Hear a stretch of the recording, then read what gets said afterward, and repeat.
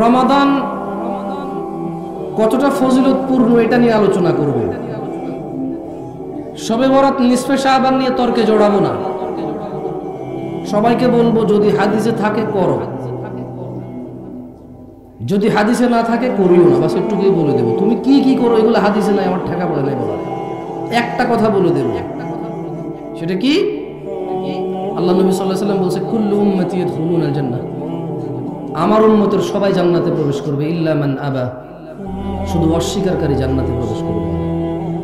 কিলা ওয়া মান ইয়াবা ইয়া রাসূলুল্লাহ, সকল সাহাবারা বলল হে আল্লাহর রাসূল সাল্লাল্লাহু আলাইহি ওয়াসাল্লাম, কে যে আবা, কে সে যে অস্বীকারী? বলল যে ফামান আতাআনি, যে আমার অনুসরণ করে, মানে আমি যত কিছুকে ইবাদত বলছি শুধু ওইটাকে ইবাদত বলে মানে এবং ওটা করে, বাইরে কিছু করে না, সে জান্নাতে প্রবেশ করবে। আর যে আমাকে অস্বীকার করবে সে হচ্ছে আবা। অস্বীকার দুই রকমের হয়। এক, উনি যা করেছে তা বলা যে আপনি ঠিক বলেন নাই, মানি না। আরেকটা হচ্ছে উনি যা করতে বলেছে তা না করে অন্য কিছু করা, এইভাবে অস্বীকার হয়। কেমন? এই শুধু এই নিসফে শাবান, শবে বরাত, এই রমজানের 15 দিনের আগে, হ্যাঁ, আর কোনো বিষয় আলোচনা করলাম না। ইবাদত করেন, যে ইবাদতের আদেশ আছে খুঁজে বের করুন। 15ই শাবানের ফজিলত নিয়ে তর্ক করছি না, অতটা যোগ্যতা আমার নাই যে আমি তাহকিক করব এবং এখানে আপনাকে, ধরেন আমি জানিও, আপনাকে বললে লাভ কি?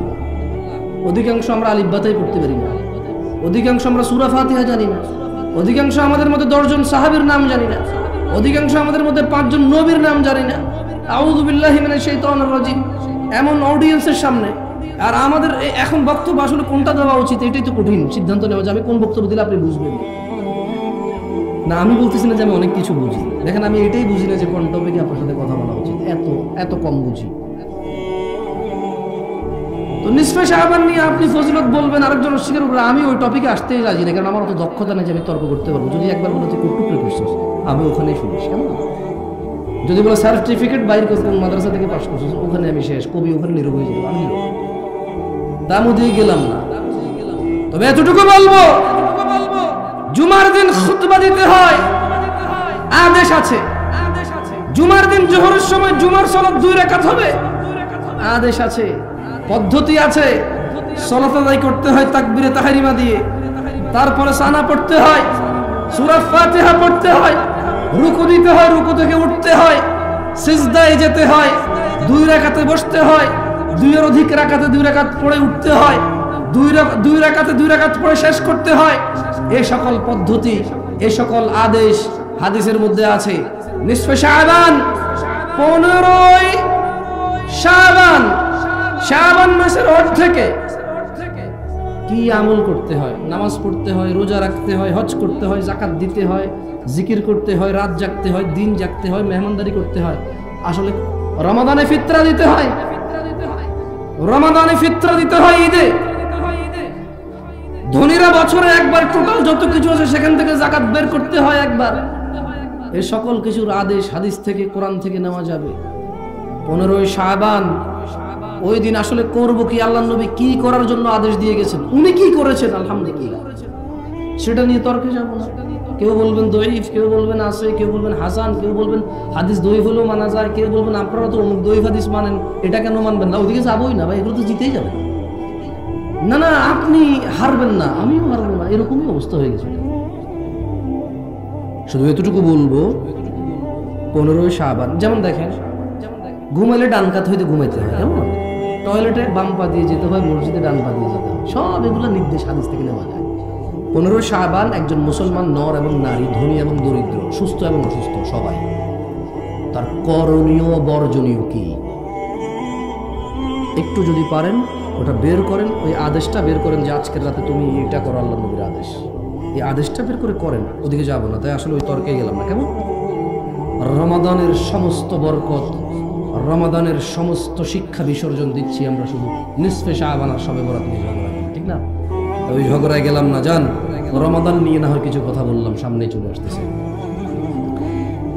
দিনী ভাইয়েরা, আল্লাহ তাআলা বলছেন, থামছে আপনাদের কথা থামছে? জানি না বাইরে নি, আল্লাহ জানে। বিসমিল্লাহ, আলহামদুলিল্লাহ, বাইরে বেশি শুরু দিয়ে দিয়েছে। আল্লাহ তাআলা কোরআনুল কারীমে বলছেন শাহরু রমাদান। ও ভালো কথা, ওই দিন শুনলাম একজন অনেক বড় আলেম, যদি ওনাকে আর আমাকে বসাই দেওয়া হয় আর যদি বলা হয় হাদিসের ইবারত পড়ো, ওয়াল্লাহি উনি 100তে 98 অ্যান্সার পাওয়ার সম্ভাবনা অনেক বেশি, আর আমি দুইও পাবো না, যে দুই উনি পাবেন ওই দুইও পাবো না। কিন্তু উনি বলছেন যে শবে বরাতে নাকি কোরআন নাযিল হয়েছে। আউযুবিল্লাহ। উনি বললেন যে শবে বরাত নাকি ভাগ্য রজনীর রাত।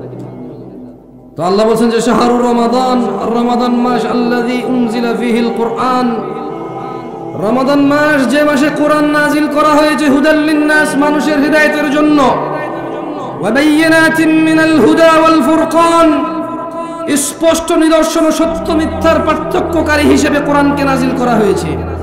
ফামান শাহিদা মিনকুম, অতএব তোমাদের মধ্যে ধনী দরিদ্র যাই হও না কেন, নারী পুরুষ যাই হও না কেন, সুস্থ অসুস্থ ডিপেন্ড করে, অসুস্থতার সিচুয়েশন ডিপেন্ড করে, যার যার সক্ষমতা থাকবে। ফামান শাহিদা মিনকুমুশ শাহর ফালইয়াসুম শাহরু রমাদান আল্লাযী উনজিলা ফীহিল কুরআন, রমাদান মাস কোরআন নাযিলের মাস। তোমাদের মধ্যে যাদের সমর্থ থাকবে, যারা এই মাসে উপনীত হবা, জীবিত থাকবা, তোমরা এই মাসে সিয়াম পালন করবে। তাহলে আল্লাহ বলছে রমাদান মাসে কি করছে? কোরআন নাযিল করছে। আর ওইদিকে আল্লাহ বলছে ইন্না আনজালনাহু ফি লাইলাতিল কদর, ভাগ্য রজনী আল্লাহ নাযিল করেছে কখন? কদরের রাতে। কোন রাতে? কদরের রাতে আল্লাহ ভাগ্য রজনী 15 শাবান নাযিল করে নাই। কেমন তর্কে বিতর্কে যায়েন না ভাই, আকার ইঙ্গিতে ব্যাখ্যা বিশ্লেষণ দিয়ে অমুক আল্লামা অমুক দিয়েন না, দরকার নাই। আল্লাহ নবী সাল্লাল্লাহু আলাইহি সাল্লাম থেকে পান কিনা দেখেন, আপনি পাবেন। মানে এগুলা খুব অযৌক্তিকর কথা যে আপনি ইসলামে অনেক কিছু করবেন ভালো বলে, পরে বলবেন যেটা কি খারাপ কাজ, অথচ আপনি যে কাজ করতেছেন এই বিষয়ে ইসলামে অন্তত 30টা আদেশ আছে, 30 রকমের ইবাদত আছে, জিকির আছে, আপনি সবগুলো বাদ দিয়ে নিজেটা নতুন ভালো বানাইন না। কেমন যেগুলো আল্লাহ নবী দিয়ে গেছে আগে ওগুলো করে করে শেষ করেন, দেখেন সময় পান কিনা। ওগুলো শেষ করার পরে যদি থাকে, আপনি কত বড় ইবাদতগার তারপরে দেখে নেব কি করতে পারেন। কেমন সিয়ামকে আল্লাহ সুবহানাহু ওয়া তাআলা ফরজ করেছেন। তিনি বলেন ইয়া আইয়ুহাল্লাযীনা আমানু, হিন্দুকে বলছে, তিনি বলছেন হে ঈমানদাররা, যে মূর্তি পূজা করে সেই ঈমানদার, যে কোরআনকে অস্বীকার করে সেই ঈমানদার, যে শুধু কোরআনকে মানে হাদিসকে মানে না সেই ঈমানদার, যে মুহাম্মদ সাল্লাল্লাহু আলাইহি সাল্লামকে শেষ নবী মানে না সেই ঈমানদার। তাহলে আমরা একমাত্র ইবাদতের যোগ্য কাকে মনে করি? আর শেষ নবীর নাম কি? সাল্লাল্লাহু আলাইহি ওয়াসাল্লাম। তাহলে আমাদেরকে বলতেছে আমরা ঈমান আনছি আল্লাহর প্রতি। দেখ ঠিক আছে, তাহলে আমাদেরকে ডাইকে বলতেছে, অন্য কাউকে বলতেছে না। কেমন আমরা যারা ঈমান আনছি ঠিক আমাদেরকে বলতেছেন ইয়া আইয়ুহাল্লাযীনা আমানু, হে তোমরা যারা ঈমান এনেছো, কুতিবা আলাইকুমুস সিয়াম, তোমাদের উপর সিয়ামকে ফরজ করা হলো। জি, ফজর জোহর আসর মাগরিব ঈশা যেমন ফরজ, ফজর জোহর আসর মাগরিব ঈশা যেমন ফরজ, যাকাত দেওয়া যেমন ফরজ সমর্থবানের জন্য, হজ করা যেমন। আপনাদের এখন এইদিকে তো সবার উপরে মনে জাকাত টাকাত ফরজ হয়ে গেছে, কারণ 1 বিঘা জমি 3 লাখ টাকা বেচতে পারতেন না, ভাত খাইতে ভাত পাইতেন না। না, আমি বলতেছি না, আমি মহারাজ, একটা উদাহরণ দিচ্ছি আর কি। এখন জমির শতক চলে 10 লাখ, 3 শতক বেচে 30 লাখ, স্বর্ণের ভরি 1 লাখ, 30 ভরি স্বর্ণ পাওয়া যায় ওদিকে। যে টাকা ব্যাংকে রেখে দিয়েছেন ওই টাকা দিয়ে 30 ভরি স্বর্ণ পাওয়া যায়। দেখছেন আল্লাহ রিজিক কিভাবে দেয়? আল্লাহু ইয়াবসুতুর রিজক লিমান ইয়াশা ওয়া ইয়াকদির। আল্লাহ মানুষের রিজিক সম্প্রসারিত করে অথবা সংকুচিত কমায় দেয়, যার খুশি। দেখছেন এই মানুষগুলো 1 বিঘা জমি বিক্রি করে চোখ অপারেশন করতে পারতো না, সেই মানুষগুলো এখন 1 বিঘা জমি বিক্রি করে বনানীতে 10 তলা বিল্ডিং করছে। আল্লাহ এত সম্পদ দিয়েছে, তারপরে ও 2 টাকা 5 টাকা তোলা ছাড়া মসজিদের ইমামের বেতন দিতে পারে না।